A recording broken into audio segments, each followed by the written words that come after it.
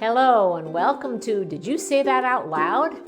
This is Marette and I'll be spending a few minutes with friends and we're going to chat about life and kids and friends and travel and crazy topics and a few memories. So I can guarantee that you will laugh and you may learn a few things about what brings people together and what keeps them connected in their relationships and their faith walk. Hope you enjoy. So we're visiting Marivon. You grew up on the farm beside our farm. Yes. Your folks had lived there how many years before they moved off? What year were you born? I was born in 59. They were married in 29. Okay, so they lived there at the farm the whole time. 30 years. Wow. So you remembered when I was born? Or no? Not really. I'm not sure. Your birthday is what year? January 59. 59. No. I would have been married and had moved away. Okay. So 59. Janelle was the youngest, because I remember Janelle more than anything. Yes. Janelle's 15 years younger than I am. That's why I would have remembered her more. But my memory, other than the fact, did your mother ever tell you the story of how she named me? Yes. We've heard it many times. Many times. She'd call every day and ask whoever answered the phone, have you named that baby yet? And I think finally Levon said, no, we need help. So Mother hung up the phone. What could she? And she came up with Marette. That's my understanding. And that's about the story that we were told. The bigger story was my parents were arguing. My mother wanted Michelle and my dad wanted Michael. So they were in a stalemate, which is why they couldn't. And I was 2 weeks old. Before she called every day, she told me, have you named that poor child yet? Yeah, that kid without a name. So we lived, I don't know how many feet it was, but it was the next farm. So as a kid, my favorite memories were running away from home to Rosenwald's. And because when I went to your mom and dad's place, I was important. Oh, you were just one of a group. I would help them sort eggs. Sure you broke one now and then? I'm really never sure if I helped, but we'd go to the basement, which is I'd come in the front door, and they'd be in the basement. I walk down the basement, and we would sort eggs. How many years did they do chickens? Oh dear, I'm not sure I can remember when Dad gave up the cows.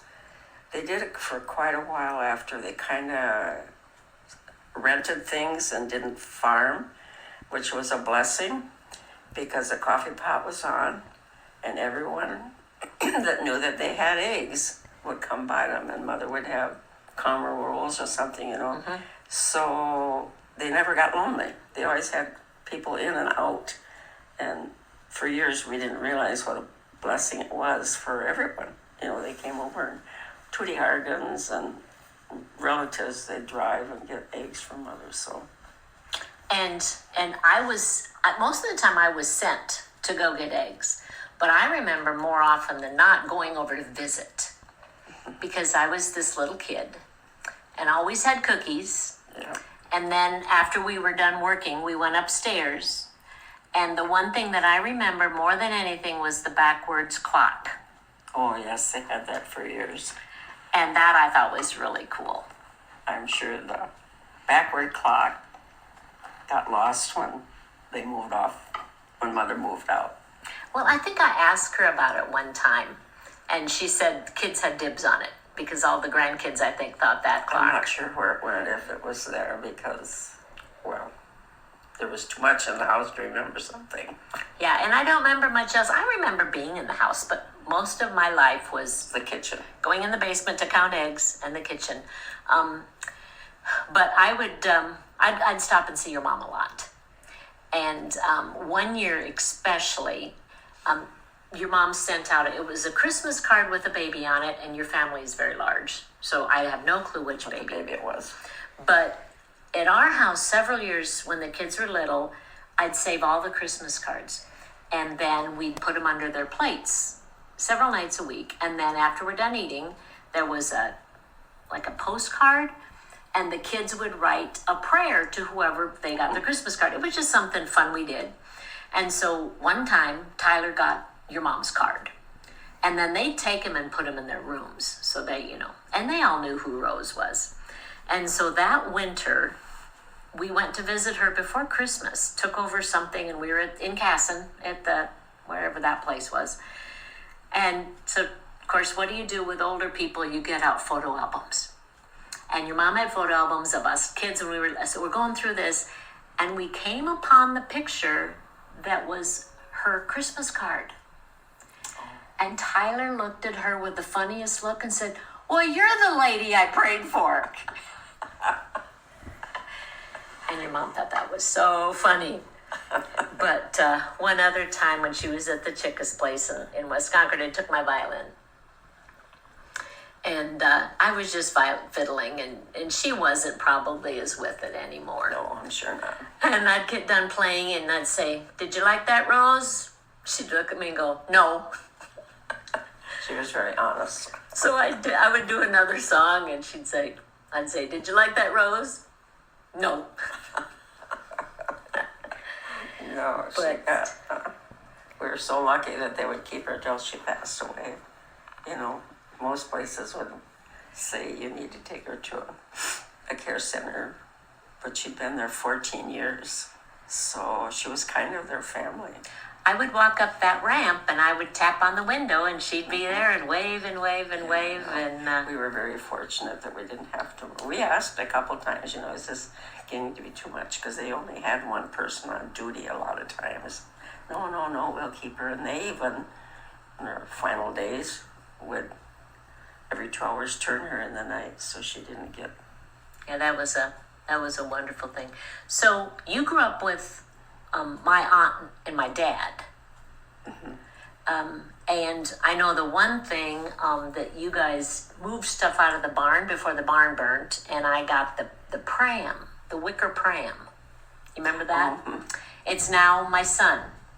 When Yes. they had their baby girl, we passed it down to them. They wanted it. So That was originally from your grandparents. I think so. I think, yeah, you guys traded back and Because forth. I remember Mother saying it actually was camels. Well, back in the day, neighbors did a lot more with neighbors. And that neighborhood The was, interaction was much better back then. well, you relied on each other to do things. Yeah. The threshing, the working. I have pictures of the threshing with the men on these old mattresses or something on the lawn, resting, lunch hour. And, it's Vern Miller and Vic Matty and Bob Matty and Lester Derby. And so it's really, I've just been sorting pictures of my kids, and I've put them, and then I did that storybook thing that you do on the computer. And so I used those pictures in there. It's written very simply. I just sat down and talked like I am now.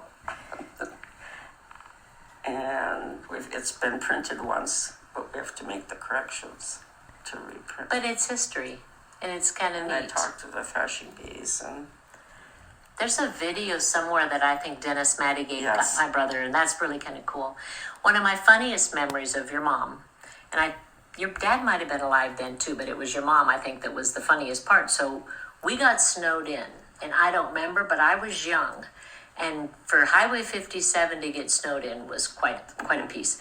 And so we walked over to the Wixer's house, because that's what you do, because both of our driveways were snowed in. And we got over there, and that little, from where you stood at your lawn, you could look right over to the field. it was filled. Totally filled. And your mom had called and told them they needed a road grader. No, a rotary blower. Rotary blower. And they sent a truck. I think she probably called them back and said, "I told you not to send this." Because here that was stuck there too. And yeah, one of the funniest things I remember was just, well, thanks for talking to me about the old days. Yeah, there's a lot. I'm glad I can still remember them, but there's a lot of good old stories. There are, and it's Yeah. good to tell them while we can remember them. Yeah.